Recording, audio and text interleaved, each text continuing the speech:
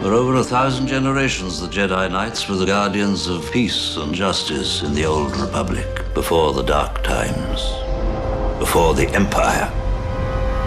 A young Jedi named Darth Vader, who was a pupil of mine until he turned to evil, helped the Empire hunt down and destroy the Jedi Knights. Vader was seduced by the dark side of the Force.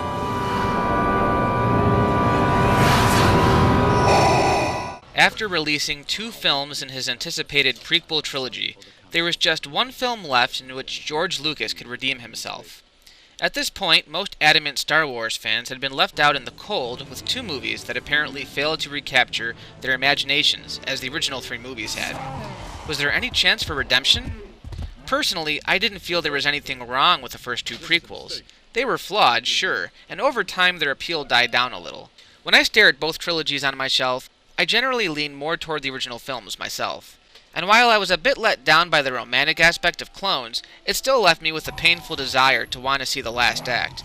The pieces had been set, the characters were finally coming into their own, and the films were finally moving a little closer to the tone of the originals.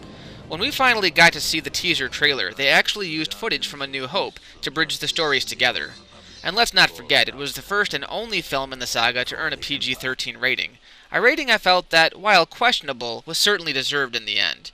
It promised to be dark, and would hopefully bridge the 2 trilogies together.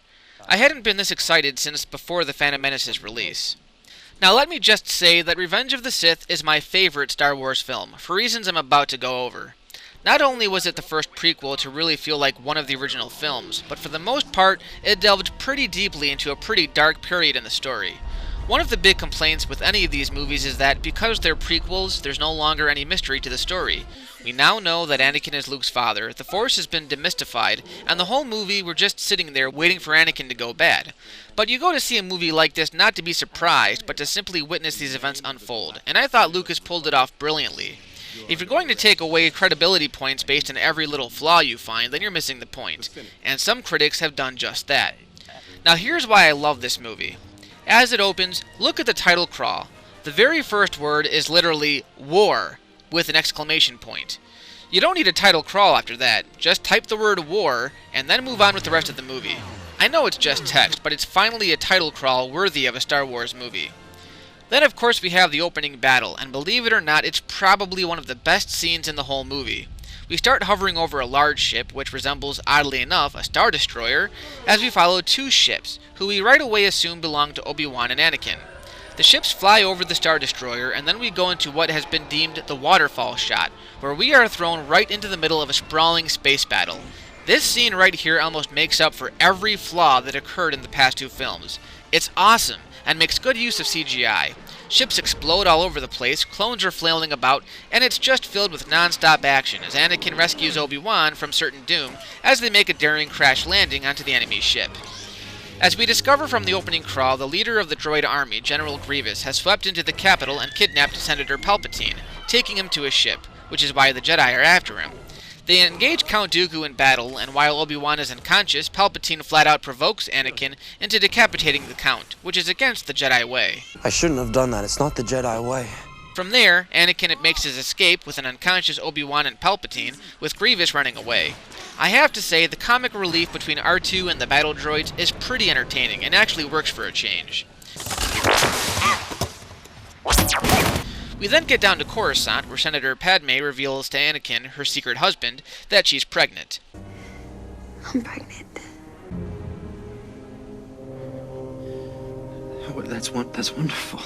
It's really not as emotional of a scene as it could have been, but honestly, there's not much you could do with it. It's basically a throwaway scene, and we all knew it was coming.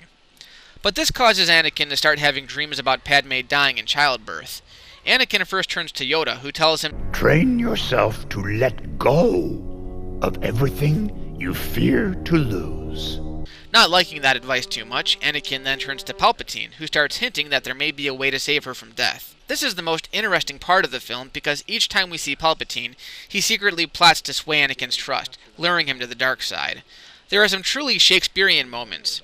Now, I never hear anyone discuss it, and Palpatine never comes out and says it, but he pretty much alludes to the fact that Anakin was conceived by the midichlorians, which explains his virgin birth to Shmi Skywalker.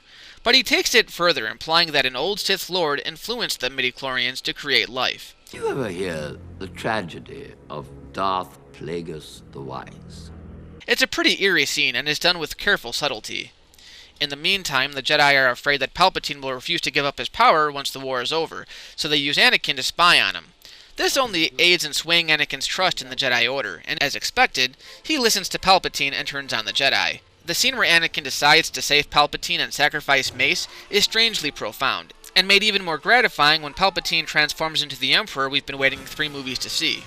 His performance as he seduces Anakin to the dark side borders a little on silly. His voice drops quite a few octaves and is kind of hard to take seriously. But it's also kind of chilling because we start to realize that there might be something a little more to Palpatine than we were originally led to believe.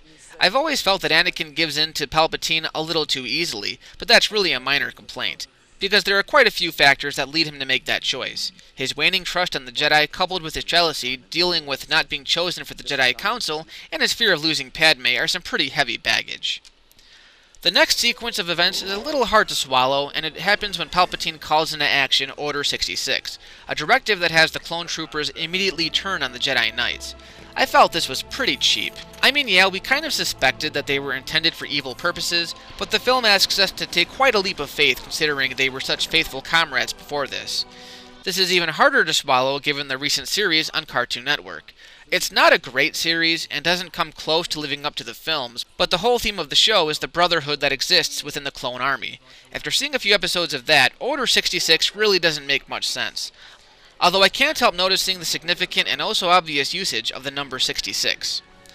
The most heartfelt scene is where Anakin kills the Jedi children. And yes, I said children and not younglings, because that's what they are. Children. This scene was done so beautifully and yet is such a hard scene to watch considering it's Star Wars. The rest of the movie has Obi-Wan and Yoda escaping aboard a very recognizable Tantive 4, where the Jedi are faced with discovering who Palpatine's new apprentice is. When Obi-Wan finds out that Anakin has betrayed them all, he goes to confront Padme, in what is probably the most emotional scene in the whole series. Then there's the epic battle between Yoda and the Emperor, as well as Anakin and Obi-Wan. Aside from an expected and somewhat melodramatic speech, the final lightsaber battle on the lava-filled planet Mustafar is quite a sight to behold. Some people consider it way too long, but when you intercut it with the Yoda/Palpatine fight, it's entertaining as hell. Now, some critics try to compare this scene with the end battle of Return of the Jedi, complaining that it has none of the subtlety that Luke's confrontation with Vader had. That may be true, but does every one of these films have to draw a parallel to the films that they're based on? In Jedi, you had a son coming to terms with his parentage, and the conflict didn't take place on a crumbling lava planet. The emotions in Sith between 2 former comrades in arms are a direct parallel to the planet they're fighting on.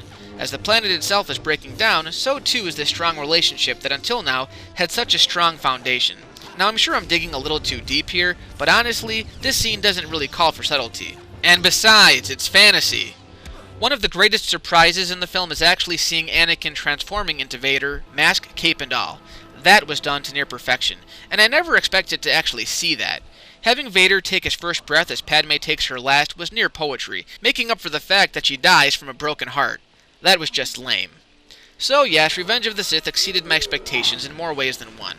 Part of that might very well be that I had actually lowered my expectations by reading a subpar novelization, but seriously, it's the one film in the series that I get truly excited to watch when I go to pop it into my DVD player. Just about every scene, excluding the painful ones with Padme and Anakin, one-up each other, and the visuals are a spectacle to watch. The story is a little more streamlined. John Williams composed his first truly memorable Star Wars score since Jedi, and it hits some truly emotional beats that not even Empire Strikes Back dared to go. Yeah, I know, it's a prequel, and therefore is automatically shunned as a bad movie. Again, it's not exactly a nostalgic experience, but it gets about as close as you can get. This was the one Star Wars movie that most fans wanted to see, and I really couldn't think of a better way to have done it. The writing and acting is actually above average, for the most part, and it's a really exciting movie to boot. It took the series to new heights, and if it truly is the last film in this ongoing series, then it went out with a bang. Flying is for droids. Well, have you noticed the shields are still up? Sorry, Master.